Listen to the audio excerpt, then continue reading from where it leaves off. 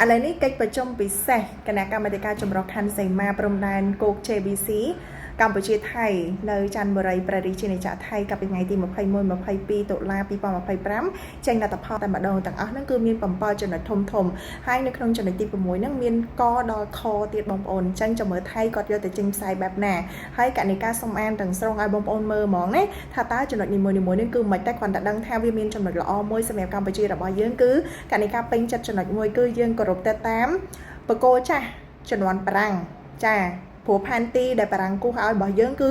ស្របទៅតាម MOU ឆ្នាំ2000មិនមែនអាមួយលើ50,000ដែលលោកស្អីគេមេភូមិភាគ2នឹងយកមកកាន់ដែលធ្វើឲ្យឆ្លោះគ្នាបែកអូហូជាស្ទឹងធ្វើឲ្យមានអ្នកពលីដែលអត់ដឹងអីដោយសារមហិច្ឆតាប្រភ្លឺរបស់លោកមេភូមិភាគ2នឹងទេអញ្ចឹងចំណុចទី1គឺប្រជុំពិសេសគណៈកម្មាធិការចម្រុះខណ្ឌសីមាព្រំដែនគោក JBC កម្ពុជាថៃនឹងគឺធ្វើនៅក្នុងខេត្តច័ន្ទបុរីនៅខាងប្រជាជនចក្រថៃថ្ងៃទី21-22 ខែតុលាហើយថ្ងៃនេះគេមានការ live ធំដែលបងប្អូនអាចមើលបានតែម្ដងភាគីកម្ពុជាគឺគណៈប្រតិភូកម្ពុជាដឹកនាំដោយឯកឧត្តមឡាំជាហើយខាងថៃវិញគឺដឹកនាំដោយលោកប្រាសាទវិននិតឆៃចាហើយកិច្ចប្រជុំហ្នឹងគឺធ្វើឡើងក្នុងបរិយាកាសស្និទ្ធស្នាលហើយមិត្តភាពតែរៀងយូរទៀតមិនសមមិញបងប្អូនឡើងចង់ម៉ោងប្រហែលហ្នឹងអ្នកព័ត៌មានម៉ោង2ហើយបានដល់កន្លែងសម្រាប់ណាចាហើយនឹងចំណុចទី3គឺភាគីទាំងពីរឯកភាពបកគលភារកិច្ចនឹងជូនទៅអនុគណៈកម្មាធិការបច្ចេកទេសចម្រុះព្រំដែន JTSC កម្ពុជាថៃដើម្បីសាងសង់ឡើងវិញនៅបង្គោលព្រំដែនចំនួន15ទៅតាមគម្រោងដើមបង្គោលចំនួនបារាំងនៅទីតាំងដដែលភាគីទាំងពីរគឺឯកភាពគ្នាទៅលើទីតាំងដើមចាហើយចំណុចទី4គឺភាគីទាំងពីរបានឯកភាពសាងសង់ឡើងវិញនៅបង្គោលព្រំដែនលិចទឹកចំនួន3នៅទីតាំងដែលភាគីទាំងពីរនឹងឯកភាពគ្នាហើយនឹងទី5គឺភាគីទាំងពីរបានឯកភាពពន្លឿនការកែសម្រួលបែបបទបច្ចេកទេស TOR ឆ្នាំ2003តាក់ទងទៅនឹងការផលិតផែនទីអូតូហ្វូតូចំនួនចំណុចទី4ជំហានទី2នៃ TOR ឆ្នាំ2003ដោយប្រើប្រាស់បច្ចេកវិទ្យាថ្មីដូចជាហៅកាត់ថា LiDAR Light Detection and Ranging ដើម្បីពន្លឿនការវាស់វែងហើយនឹងខណ្ឌសីមាព្រំដែនហើយនឹងចំណុចទី6ហ្នឹងគឺពាក់ព័ន្ធទៅនឹងករណីចោះវាស់វែងនឹងខណ្ឌសីមាព្រំដែននៅលើដីចាក់ស្ដែងក្នុងកំណត់ខ្សែព្រំដែនចន្លោះបកគោលេខ4247នៅក្នុងតំបន់ភូមិជោគជ័យនងច័ន្ទនិងតំបន់ភូមិព្រៃច័ន្ទនងយាកែវចំណុចទី1នឹងកហ្នឹងគឺគេដាក់ថាភាគីទាំងពីរបានឯកភាពពិនិត្យកាយសម្រួលបញ្ចប់បែបបទណែនាំបច្ចេកទេស TI សម្រាប់ការវាស់វែងរួមគ្នានិងបោះបង្គោលបណ្ដោះអាសន្ននៅកំណត់ខ្សែព្រំដែនអត្ថិភាពនៅចន្លោះបកគោលេខ42ដល់47ចំណុចខ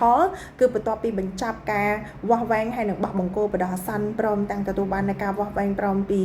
រដ្ឋាភិបាលរៀងខ្លួនភាគីទាំងពីរនឹងស្នើសុំយោបល់ពីរដ្ឋាភិបាលរៀងខ្លួនដើម្បីពិនិត្យសម្រេចទៅលើការបង្កើតយន្តការសម្រាប់សម្រួលណាមួយសម្រាប់ធ្វើការកែសម្រួលកាន់កាប់ហើយនឹងអាស្រ័យផលរបស់ភាគីទាំងពីរហើយទី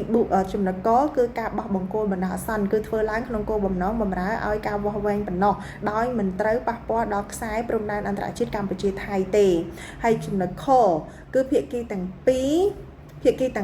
បានឯកភាពសម្រាប់សម្រួលណែនាំដល់អាជ្ញាធរមូលដ្ឋានព្រមទាំងកងកម្លាំងយោធាហើយនិងជនស៊ីវិលនេះដើម្បីចូលរួមជាធានាសុវត្ថិភាពហើយនឹងមិនរារាំងដល់ក្រុមវាស់វែងចម្រុះព្រមទាំងត្រូវជៀសវាងរាល់សកម្មភាពបង្កហេតុដែលអាចបង្កើតនូវភាពតានតឹងបន្ថែមទៀតនៅក្នុងតំបន់ហ្នឹងហើយត្រូវធានាសុវត្ថិភាពពីគ្រាប់មីនដោយអនុលោមតាមមាត្រា3នៃ MOU ឆ្នាំ2000ចាហើយនៅចំណុចទី7ចុងក្រោយហ្នឹងគឺភាគីទាំងពីរបានឯកភាពថាកិច្ចប្រជុំគណៈកម្មាធិការចម្រុះខណ្ឌសីមាព្រំដែនគោក JBC នឹងប្រព្រឹត្តទៅនៅសប្តាហ៍ទី1នៃខែមករាឆ្នាំ